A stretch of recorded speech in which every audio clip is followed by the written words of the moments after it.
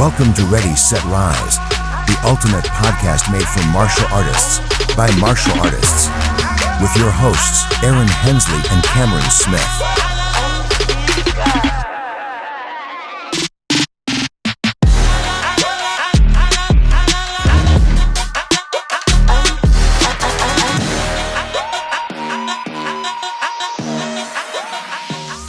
Again, I'm going to speak fast, so hopefully you guys can listen fast. And I think you can see my pen here. What's written is retained.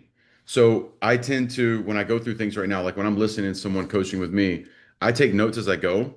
I would then rewrite my notes in a way that's more legible. And then I take snapshots with my phone, save them in there. Then I plug them into AI. So I over prepare because again, one of the things I talked about a couple days ago is I've got notes from my first iPhone because it keeps, loading up 2013 when I was hiring literally my first staff members and what I wanted to be in the future. So like I go back to that. And then what I've been able to do is every meeting that I've done since 2019 that I recorded, because I've been using Zoom since 2018, I guess, for meetings with my team. I've been plugging every single one of those into my own custom AI, and it doesn't search the internet. It searches everything that I've ever trained someone on. So I'm using basically like that's the good thing about data. That's why you want to write things down and keep it and store it and also record things when you can, not just, for the sake of doing it, but for the intent of how do you get better, right? Because every single day, that 5% that we can control, we want to get better. Today, I'm going to talk about commanding the classroom floor. All right. Marketing is more important than selling. And it comes to any business in the world. The better you market a product, the more attention it gets, the easier it is for selling. Then when you add to that, product matters. So you can market and have amazing martial arts business just on your marketing so good that you got a lot of students, but if the product's not good or not even great, you're not going to retain people and you're going to have this revolving door. And I know many people in this space in the martial arts, unfortunately, that are financially successful and unfortunately seemingly are successful at being a business operator, but they have a revolving door.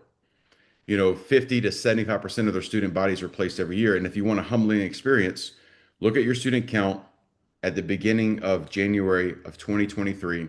Look at your student count at December 31st on 2023. Then look at 2024 and then look at 2025. And if you've been in business for 5 or 7 years, if that number doesn't go up 10, 20, 30%, if it's the same number here or there, 5 or 10 members, that means you've been replacing somewhere between 33 to 75% of your student body every year. And again, I have examples of people that I personally know that would sign up 40 members a month all year round. That's 500 plus members in the year, and they only have 150 students. So you do not want to be just successful at marketing, getting much people, and then get them to the floor. Because here's what I know. When people quit martial arts, they typically never go back to it. And when they have a bad experience, and what is a bad experience? Doesn't mean classes are bad. It just means they didn't hit their goals and targets. They typically generationally won't put their family members into it, right? When they grow up, they don't see it as a value process or program to put their kids into. And that's why they go play another activity, right? So you're doing a disservice to the martial arts community when your classes are not organized and structured and they're fun and they're growth focused. I use this term sweating and smiling. People need to leave sweating and smiling. If someone comes to a martial arts class, they never broke a sweat, they never did anything but listen to you preach because you're trying to hit at home a message, but they never threw a kick and they did a bunch of jumping jacks and push-ups, the parent doesn't see the value and doesn't connect with them, all right? So we want to make sure that we understand that we got to command, and I'm going to use some hard words because I think we are leaders. And leaders have to be people not afraid of conflict, because the only way to break through the next level is you have to stand in front of something and stand for something, which is why we respect the hardcore leaders. In the fitness space, I just worked out with David Goggins a few weeks ago. He's just a man. There's no difference. And so we put him on this pedestal because he's just doing the hard things that sometimes we want to do. We just don't stay consistent with it. So most instructors run a class and very few command a floor. And if you can't control the room, not just the floor, then you can't change lives. All this impact we talk about, you can't do it.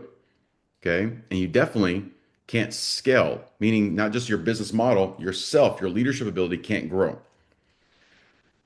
So in my new martial arts schools, I was inspired by going to see theater, going to plays.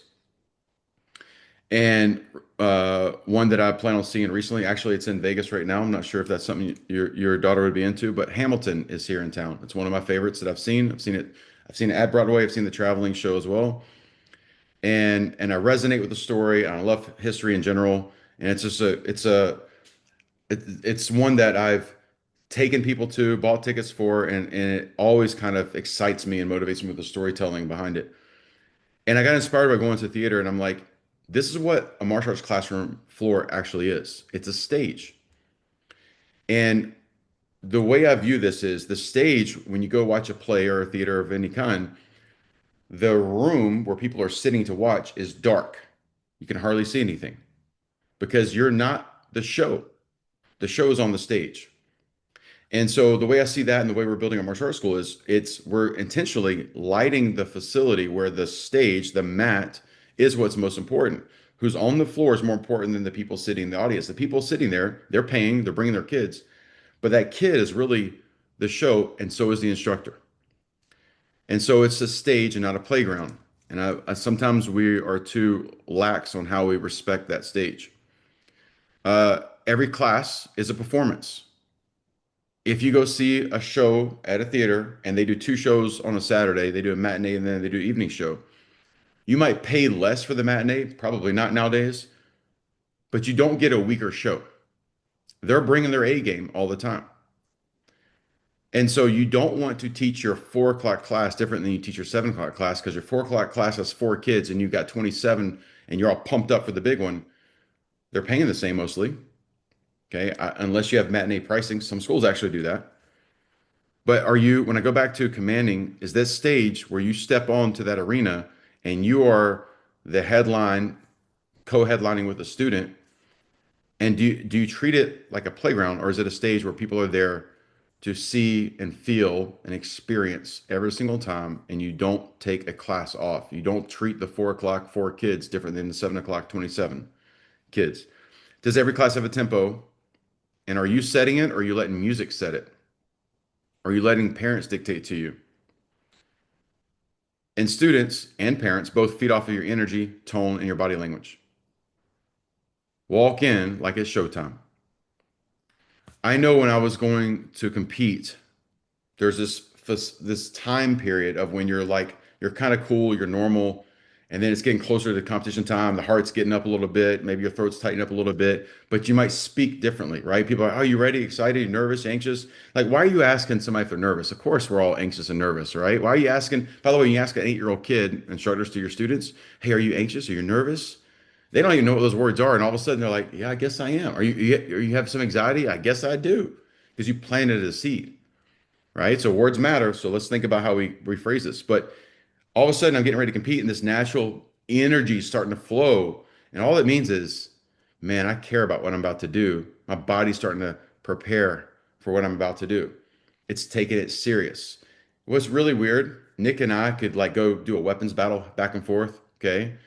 We could be in the school and we could have fun with it. And it's like he drops something. I drop, I mess up, and he goes back, and I'm like, man, that's awesome. We just kind of go back and forth, and it's fun, exciting, it's energy. The same two people, me and Nick, we go, and now it's a tournament. We're in front of on a high school gym floor. It's the same two people. We ain't mad at each other. All of a sudden, we both probably perform a little bit less because now something's on the line. It's weird how the body and the mind respond that way. Well, classes, you guys who have been teaching for a long time, you probably this is normal. You haven't forced yourself to go through this energy set where with intent, it's showtime, like it's a competition. You should feel this a little bit of excitement, nervous energy every time you get ready to teach classes, because you care so much about the impact you're about to make. And that's the difference between commanding and then letting it happen for you. I challenge my karate kids all the time. I say, hey guys, when you go to school tomorrow, I guess school's actually out now, but when you guys go to school tomorrow, when you show up, are you just waiting for the teacher to tell you what the day's going to be? Or do you walk in saying, hey, today I'm going to make sure every math question, I'm going to be the first one to answer it. I'm going to make sure I do all my work faster than everybody else because I've been paying attention. Or I'm going to make sure when I read, I'm going to take notes today better than anybody else. You set an intention, and no kids ever do. Even right now on this meeting, most of you guys didn't have an intention today of, I'm getting one thing today that I'm going to implement, I'm going to write it down, and I'm going to go put it in play today. Most of you guys are just waiting for me to tell you something, to spark something, instead of you coming in with, I'm getting this today. So as the teacher, you set the tone. Don't let anyone else set it for you. Okay. Next, the laws of class command. Okay. I wrote it down. I try to keep things super simple. 3 levels here. Okay. First one is presence equals power. When I teach martial arts, I tell people posture equals power. If you throw a football, throw a baseball, throw a punch. You need hear the key word. Throw a baseball, throw a football, throw a punch. I'm throwing a punch. Posture equals power. If my head's over my hips, I'm going to not have great power, right? Posture is power. In teaching, presence is power. So where are your eyes? How is your posture? How is your voice? Are you always high level with your voice? Or sometimes do you get a little quiet and talk a little slower and make people kind of pull in? And then sometimes you're like, let's go and pick it up.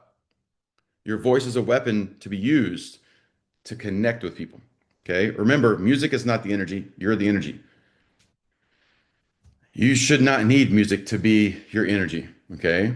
It can actually be a hindrance a lot of times, especially when you're playing the 1980s playlists and these kids don't even know what you're playing. Okay. Because you like Eye of the Tiger so long, so many times. Okay. Some of you guys need to update your playlist a little bit. So again, presence equals power. Next is pacing controls your behavior. If you move too slow physically and with your voice, it creates boredom. If you move too fast, you create chaos. So you should use rhythms, okay? Different drills, different tempos in your voice, sometimes fast, sometimes slow. I intentionally will speak so fast, I know nobody understood anything, just to put people in transition to see how well they're increasing their focus. The drill, if kid A does a drill with kid B, the skill and the expectation of skill will determine the focus of that person. What do I mean? Me and Anthony do a drill together. Anthony is a black belt. He's competed before, fairly young, strong young buck here. Okay. Him and I are doing a drill and we're doing defensive side kick. I'm working blitz. He's doing D side. And we're doing it at a competitive level in the class. So the instructor's like, hey, look, we're putting this in play. We know the drill, we're working it. And he don't want to hurt me. I don't want to hurt him, but we're going to be competitive on drilling. We're going hard. But then all of a sudden we switch partners and he goes and works with an orange belt and I'm working with a brown belt. We're not going to have the same level of competitive force going to those students because we know we can either intimidate them, scare them, and we already know mentally they probably already defeated themselves. So we all of a sudden, without saying a word, we adjusted our intensity of that drill.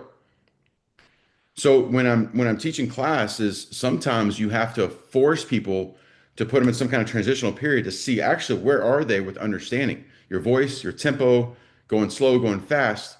Sometimes forced chaos to reset, so that way you know that your pacing was their break point. They couldn't handle that pace. But a great instructor is building your students so they can handle any pace, any speed, any pressure. But you're training them and teaching them how to handle that. Okay. And then last, transitions are everything. I went to film school and I was talking about this recently. When I was in college in film school, they taught us on a crank camera called a Bolex, 16 millimeter. If anybody ever seen these, you literally crank it and then you record. It only goes 30 seconds at a time. Then you go develop your film and you're in a dark room. Has anybody ever done a dark room? Like I kind of miss those like old school days, right? Developing film, taking pictures, whatever. It's interesting. And it's definitely a different form of art. And it's a lost art now. But we had to record sound separately. So I'm in the dark room. 16 millimeter film is really thin strips. And you literally, it's like a paper cutter. You slice it. You're watching it through this thing and you slice it and you literally take tape to tape the film back together. This is how you did editing back in the day, okay? Before you guys had phones that you can edit all your videos with and all the easy stuff nowadays. But then we had to add sound to it, okay? And the theory is they wanted us to appreciate the art and the history about how films were originally made. And what I learned about that is like the transition when you're watching, if you ever watch these old films, if you don't edit this right, if you didn't literally cut the film and tape it right together, you're watching, all of a sudden the transition was like this jump where like you would see specks and the flash of the lighting, and then the sound wouldn't sync right. And it would throw your ability to understand what was going on. And you all of a sudden you lost the story. You could not unsee it. The editing was messed up and transitions were bad. When you're teaching, somebody could be all into your story and you transition wrong into a drill. You transition from an end of a class to the next class and the energy dies. You take the person who is all in, they're engaged, and all of a sudden it puts a stop and it's like a break and they lose their focus. They lose their attention, they lose their energy, and then it makes it harder for you to keep that energy going for the 4 or 5 hours back to back you're teaching. So how do you have a seamless transition from class A to class B? And this is where leaders role play this. You practice transitional moments. How do you transition from sparring to go into a weapons drill? All right. Maybe you should change your class plan a little bit. But if that's what it calls for that day, how do you work on transitions? Do you even practice this? Or are you just going to wing it? And I will tell you, I can go wing a class any day of the week I want to. I can also come up prepared. It's way different when you're prepared. All right. You feel more fulfilled as the teacher because you know you took them through a process as opposed to just hoping, praying, and wishing that you're going to get there. So again, real fast, presence equals power, pacing controls behavior, and transitions are everything. All right. And then I'm going to finish with, well, no, I'm not going to finish yet. I got about 4 more minutes here. Uh, I have 3 levels of kind of people you transform into, and you can be all three, or you can, if you have a partner on the floor, you can play the role of one. If you think of good cop, bad cop as roles, I've got 3 roles here. One is the commander. Okay, the commander is the one who leads the class and sets the energy. You know, if you're the general on the floor, so to speak, right? The commander is the one that's setting the tone and the energy. I know we've all done this before, and I bring this up. I think we've all had a bad class. The energy was off, the kids were messing up, and so the very next class, the red dragon comes out of you. Okay, like you're just like, yeah, and you're angry at this next class, not because of them, because the class before. Okay, how many of you guys are guilty? Okay, yeah, I see finger pointing. And it's funny is I actually can remember this one time. My main location back in the day, my mat, Nick, you'd be a little jealous of this. My mat had three 20 by 20 rings that were matted with 10 foot on both sides of walk matted space. Okay. So I think we were like 80 foot one way and like 50 foot. It was a huge mat. Okay.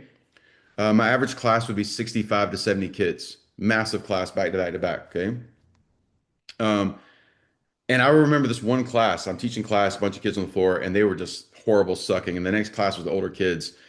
And I'm like, and probably I was the problem. I probably was in a bad mood. I don't know. But the next class, I remember going up to them. I'm like, and I remember I was cussing at the kids literally. I'm like, I don't know what came out of me. I'm like, everyone get your asses up. And there's like 60 more kids over there on the deck. I'm like, you guys better be running the place right now. I'm just screaming out. This class is going on, but this was like 5 to 7 year olds. And I'm like, my face is red. I'm just angry, pissed off, you know, because my standard was quality of student. And looking back, because I remember this memory, I'm like, what an asshole. Like, those kids didn't do anything. I'm supposed to be in command, and I lost it. Now, we're all human. I think all of us have had a moment, something like that. It's probably not really the best way to lead people. Sometimes, I will say this, sometimes people do need to see you have that gear because they do need to have a level of respect that a line not to cross. There's a standard. Like I remember a high school football coach setting the tone when the players don't hit it. Sometimes you have to kind of rip into people for them to know, no, we're serious about this, okay? But you can command a classroom floor without having to be the asshole version, okay? You do not want to be that. So then who is that person? The next version of that person is the enforcer. Okay, you can see this is the bad cop. And how and what degree of the enforcer. So you could be both people, or it could be like me and Andrew teaching class together. And I'm going to be the commander. I set the tone of energy, but he's going to be the enforcer. He's going to be the heavy. He's going to come in and make sure those kids, when they get out of line, he goes up to them and say, hey, Vanessa, get up. Come on, let's go. And he's more direct one-on-one. Remember, we praise in the group. We correct quietly, meaning one-on-one. Okay. And so, or it could be me. I could be the commander and I'm going to be the enforcer. Okay. And then you have the connector. The connector is the praise giver, the lover. Okay. The good cop of the two. Most of us have to be all three of these. Anybody here have to be all three? You're doing all that. You're setting the tone. You're the good cop and you're bad cop. When you can have assistants and you start having a leadership team, whether it's even teenagers, for example, sometimes I give them just one of these tasks. Now, which task would I want them to give them first? Anybody would guess. Do I want them to be the commander setting the tone? Do I want them to be the enforcer or do I want them to be the connector? Come on, Tara. Number three. There you go. Let's see how many fingers you got there. I'm just counting. I'm a martial artist. Sometimes counting is a little tough here. Okay. Yeah, I would want my 14-year-old leadership kid to be the connector. I want to give him the ability to give love. By the way, enforcing a standard is a form of love, but that's a learned skill because typically if I give that 14-year-old, you guys know what a 14-year-old would do that's training on leadership, wanting to be an assistant. And if I said, hey, you're going to be the enforcer, do you know what they'd end up doing? Right? You've probably seen it. They actually almost get excited because they feel like, oh, I get to tell them. They think they're in like boss mode, but it comes off very unauthentic. And I will tell you, I've seen it backfire on those kids before where they all of a sudden don't like doing it. They're like, oh no, I don't want to help anymore. Because they're like, I don't like that feeling. So give them the connector role. Let them high five, fist bump, good job. That's how to do it. Encourage people. Okay. And I would say that when it comes back, I say the best train the most, you guys should be training on how to be all three of those at one time if you have to be, and then how to give up one of those positions if you need to. And then last bit here, discipline without drama. Rules are rituals. You should make them part of every class, starting and ending. So, what are some of those rituals? Some of you guys do a student creed and an ending creed. Some of you guys have you bow on the mount, you bow off the mount. You cannot just assume that people know this by watching. Proximity can be powerful. It's not always the best way for people to learn. So, what are your cultural rituals that you have in your school? And if you do them, be consistent. And if you do them like my dad would tell me, if you do anything in life, do it to the best of your ability or don't do it at all. So if you do your student creed and it's very apathetic, don't even do it or fix it. If you don't have everyone bowing on and off the mat, but that's one of your rules, but you don't fix it, it's not a rule. It's not a standard. So what do you actually have that actually helps with that? Okay. And then use pre-framing constantly. You know, hey guys, what does black belt focus look like? Right? Ask questions to get people's connection so they're not just physically doing a karate class, they're mentally connecting to the skill. Two people can be standing next to each other, okay? Going back to us like me and Anthony are training together. He's mentally checked out. He's thinking about getting pizza tonight, and I'm thinking about sparring, and I'm connected. And the person sitting on the sideline can see physically different skills. Even if we have the same understanding of knowledge, he's not mentally connected to it. I am. It'll look like he's just throwing punches, and mine looks like I'm actually hitting something. It does matter. Okay. So use pre-framing to get questions to keep people engaged mentally. And this is a parent tip for you guys. Know exactly what I'm talking about. Anthony, this is one of those things that you probably know what I'm talking about, but when you have your own kids here in the future, you're going to use a lot of these. But it's the nonverbal redirects. You guys know what I'm talking about? Everybody here as a parent knows what I'm talking about. You give your kid that look, you're like, you don't have to say anything. They're like, oh, daddy's serious, right?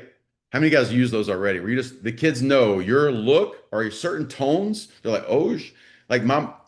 I knew when my mom was mad by her energy, she would shift, and I'm like, mentally, I'm a kid. I didn't like say anything. I was just in my head like, okay, I'm like, what can I do right now to not make this attention come to me? Clean my room, get my homework done, whatever. Okay, anybody have that?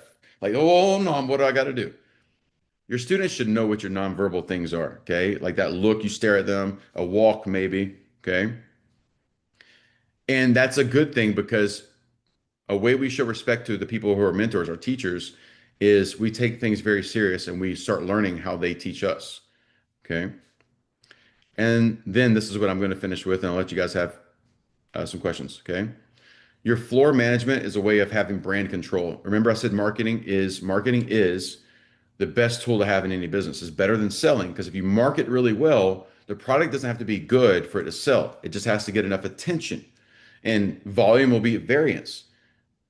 But if you want brand control and you want quality, your floor management structures you and makes you look like a professional automatically. Anthony's a young instructor. Okay. He can look just as good as me teaching, which I'm more than twice his age probably, and definitely 10x the amount of experience on the floor.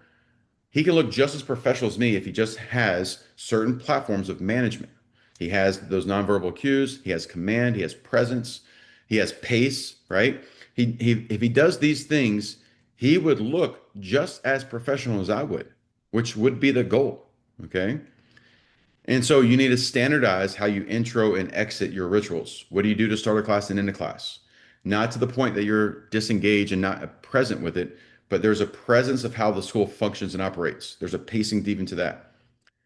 And so I put on here for me as like my goal, because I had 6 states I'm operating in from East Coast to West Coast.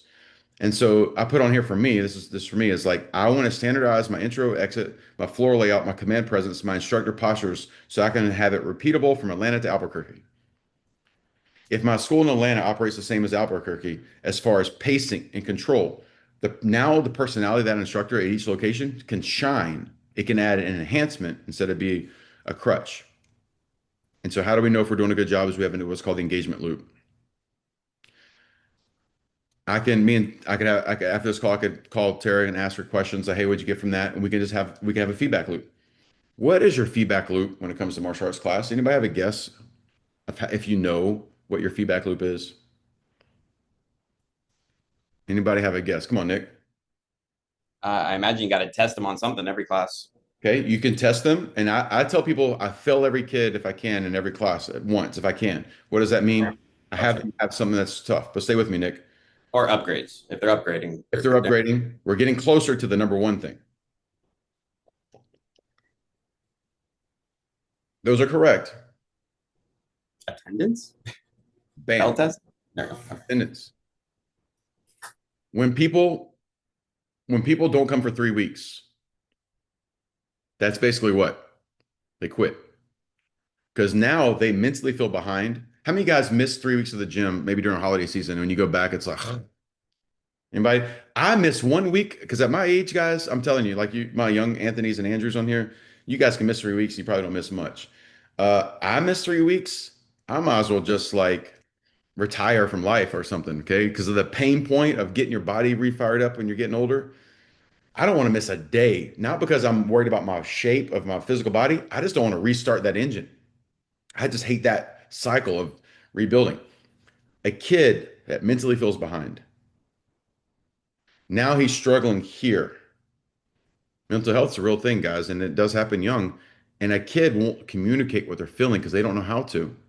So they'll just tell dad and mom they don't want to do karate anymore.